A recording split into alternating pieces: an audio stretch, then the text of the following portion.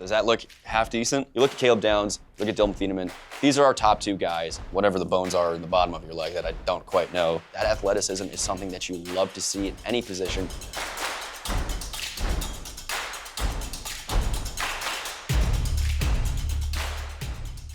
How's it going, y'all? I'm David Scott, your NFL expert here at the US Sun. Welcome back to another episode of Football X's and O's Back to School. We've gone through a lot of the positional groups already, but today, when it's just me, we're going to focus on one of the lesser looked at groups, the safeties. And we're going to talk about the two guys who I believe are the top two guys in the class, and that's Ohio State's Caleb Downs and Oregon's Dillon Thieneman. This is kind of a tale of two safeties, two guys who play the position a little bit differently, but are really athletic and have their own strengths and weaknesses. So let's get started with Caleb Downs. Downs is our kind of more typical box safety, a guy who is very strong, very athletic, but plays more going down into the box than staying up in coverage. Now, he's fine in coverage, but we really know him as working well against the run, against those shorter routes, crashing down, getting guys with his athleticism.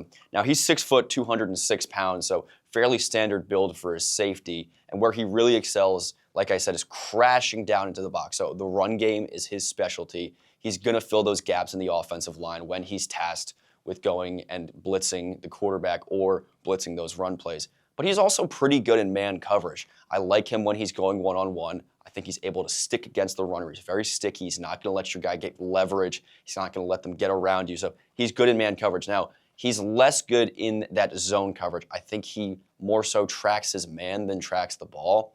And that's what you're looking for in a safety. You want your safety to have that good awareness when the ball is in the air to knock it down and break up those plays. He only had 2 pass deflections this last season, but he did have 2 interceptions. So that stat was a little bit lower, but he had over 40 tackles. He had forced fumbles. He had sacks. So when you're looking at a box safety, we're all right giving up some of that production in the secondary if it's going to make a difference down at the line of scrimmage. And he makes a huge difference down at the line of scrimmage. So we're okay with that.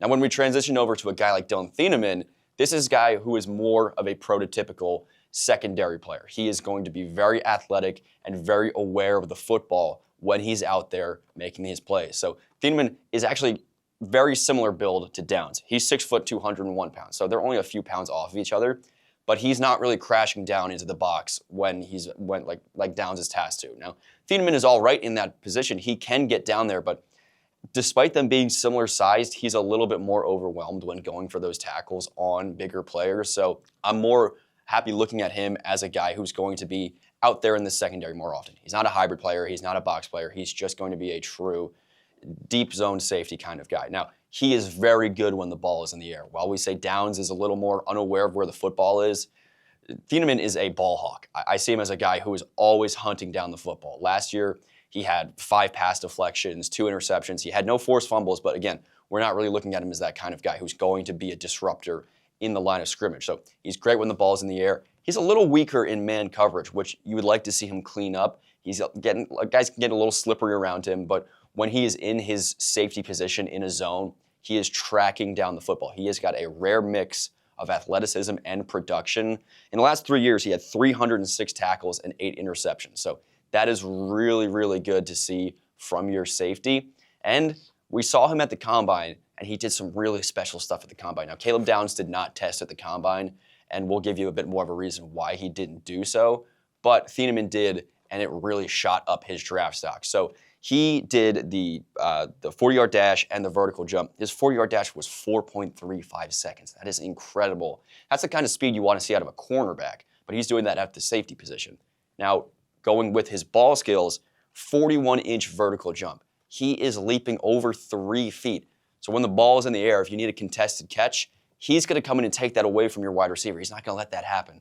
So those two things mixed together are incredible. Now, yeah, we talked about the man coverage and the run stopping, but outside of that, this guy is a very well-rounded player. That athleticism is something that you love to see in any position. But in the safety position, I think he's going to be a really, really strong candidate. I think he's going to turn out to be a top 20 pick probably. And I look at him like a Javon Holland out of the Giants or Xavier McKinney at the Packers.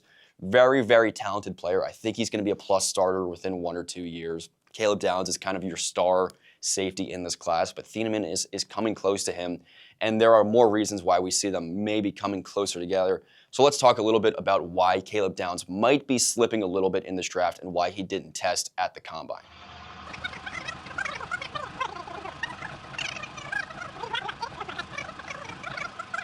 All right, so what I've got drawn up for you is a diagram of what would be your left knee. Now, we don't know which knee is the problem for Caleb Downs, but we know he has what could be a fairly serious knee problem. So here's the knee. You got your patella here, your femur here, whatever the bones are in the bottom of your leg that I don't quite know. But you got a couple ligaments and such sorted around here. You've got over here, which is your LCL.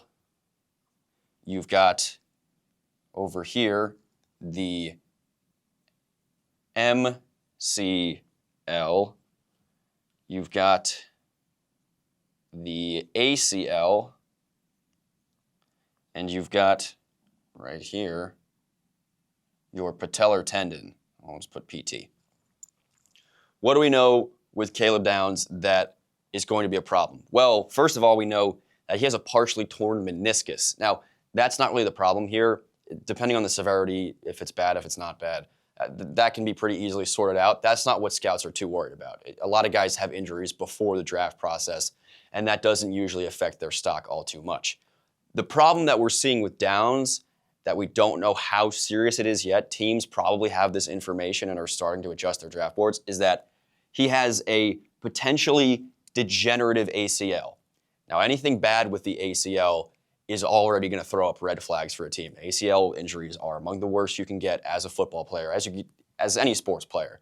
You tear your ACL, you're out for the season. So when we hear potentially degenerative, that's a huge problem. Now, what does a potentially degenerative ACL mean?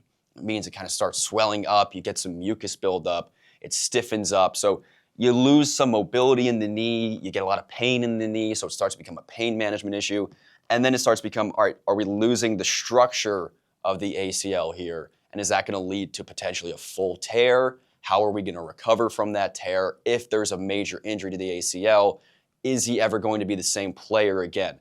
Caleb Downs is incredibly talented. You could put him as a top 5 player in this class. He's a safety, so he's not really valued like that. He's not going to get picked in the top 5. He's incredibly talented. How much is an injury like this going to affect his stock in the draft? Probably not too much. Right now, we mock him around the number 10 pick to the Bengals. I could see him falling, closer to 15, maybe if it's really degenerative, if it's already showing signs of an injury is incoming, maybe if that meniscus tear is more serious than we think it is, maybe we start seeing him fall towards 20, something like that. This is not going to drop him out of the first round. It's serious. It's not that serious. Now, again, it's very serious, but he's a good enough player to the point where a serious injury is not going to pull him out of the first round. You look at a guy like Jermod McCoy, a cornerback out of Tennessee.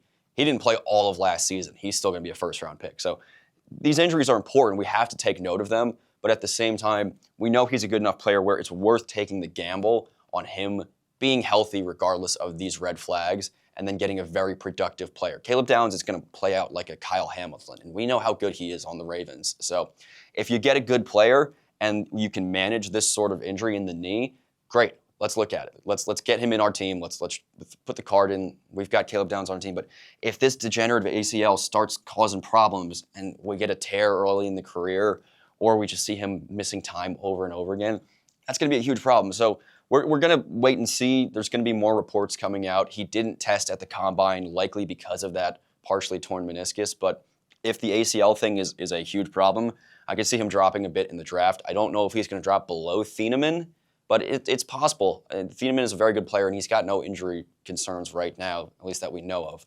Downs has this huge problem. So it's something to monitor. Again, I still think he's going to be a first-round pick. I still think he's a very productive player.